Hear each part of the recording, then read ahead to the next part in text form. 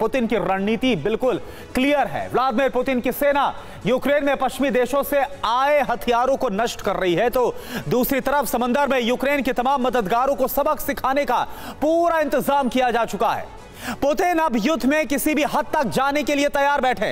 रूस की तैयारी अमेरिका से निपटने की या फिर बदला लेने की, यह तो साफ नहीं हो पाया, लेकिन रूस की तैयारी ऐसी है कि वो अमेरिका समेत कई यूरोपीय देशों पर कहर बरपा सकता है। रिपोर्ट आप देखिए।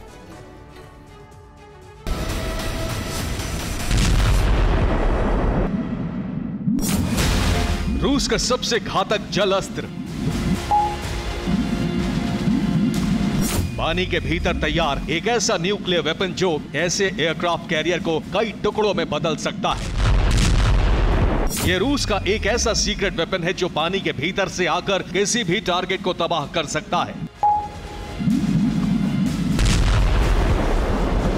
Hello doctor, Tanvi herbals app या वेबसाइट से आज ही फ्री चेकअप के लिए अपॉइंटमेंट लें। तन्वी डॉक्टर से फोन या व्हाट्सएप पर बात करें और रहें फिट एंड फाइन। आपका herbal specialist Tanvi herbal clinic. एक बार नहीं, टेस्ट की पूरी सीरीज चल रही है। रूस ने एक बार फिर अपने पोसाइडन टॉर्पीडो का टेस्ट कर लिया है। समंदर में लगातार ताकत बढ़ा रहे रूस ने इससे पहले कई युद्धाभ्यास किया है और अब एक बार फिर पोसाइडन टॉर्पीडो को आजमाया गया है।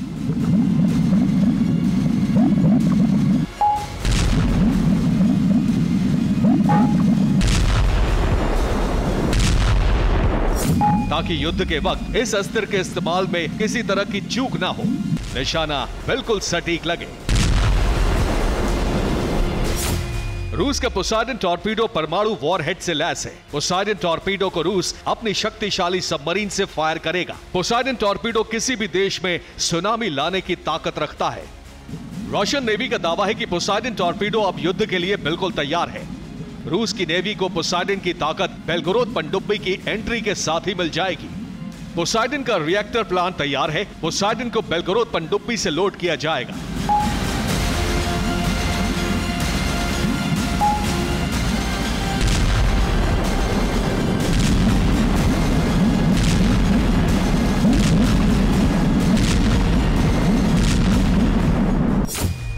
रशियन बेलगोरोद पनडुब्बी फिलहाल टेस्टिंग से गुजर रही है। 2023 में ही नेवी को बेलगोरोद सौंप दी जाएगी। एक बेलगोरोद 8 पोसाइडन ड्रोन से लैस रहेगी।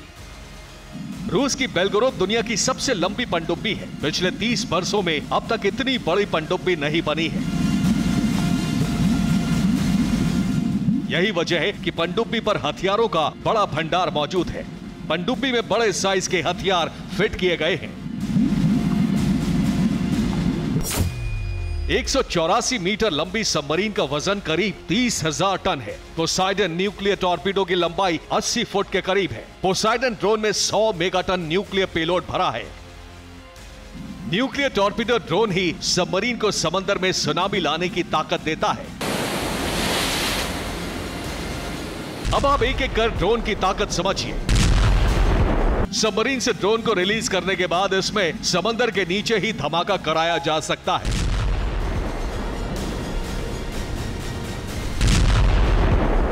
धमाके की इंटेंसिटी से समंदर की लहरें 500 मीटर तक उछल सकती हैं। समंदर में इतनी बड़ी हलचल की वजह से सुनामी आ सकती है।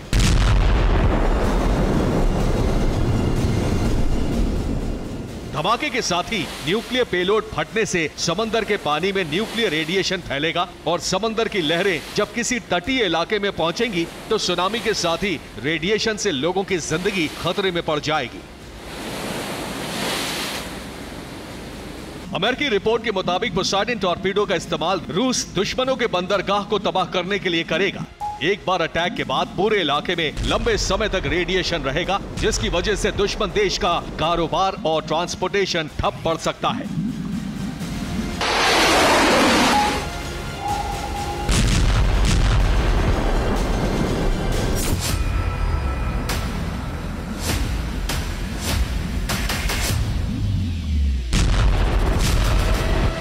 रूस ने यूक्रेन के इस घातक हथियार से निपटने के लिए भी नया वेपन बनाया है।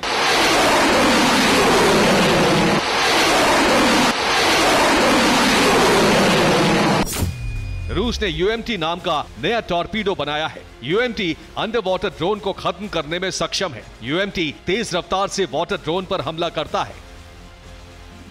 बेलगोरोद के अलावा रशियन नेवी को इस साल एक और परमाणु पनडुब्बी मिलेगी। इस पनडुब्बी का नाम खाबरोवस्क है। रूस की इस नई पनडुब्बी में भी पोसाइडन को लोड किया जा सकता है। यूक्रेन के वाटर ड्रोन से अपने युद्धपोत को बचाने के लिए रूस ने नई रणनीति बनाई है। रूस ने काला सागर में कई फ्रिगेट तैनात की है। रूस ने काला सागर में अपनी फ्रिगेट एसिन को तैयार किया है। रूस ने अपने बड़े युद्धपोत को ड्रोन से बचाने के लिए कई छोटे युद्धपोत भेजे हैं ताकि यूक्रेन के ड्रोन ऑपरेटर बड़े लक्ष्यों तक न पहुंच सके।